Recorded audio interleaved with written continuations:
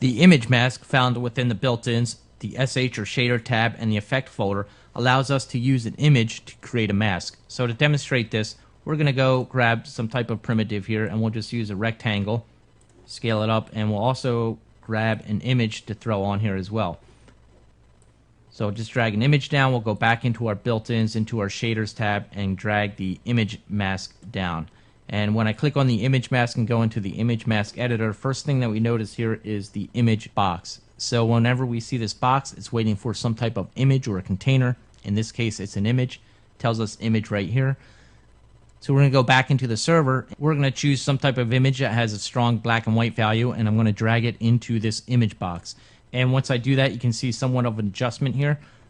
So we have a couple different options in here. First, what I'm going to do is use this scale X and the scale Y to scale down my image.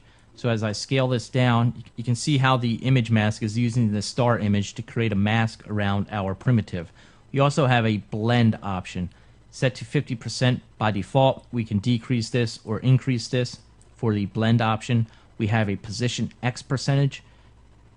Moving this to the left moves the mask to the left. If we go up in number on the position X percentage, it moves the mask to the right. We also have a position Y. Going in negative number moves it down. A positive number moves it up.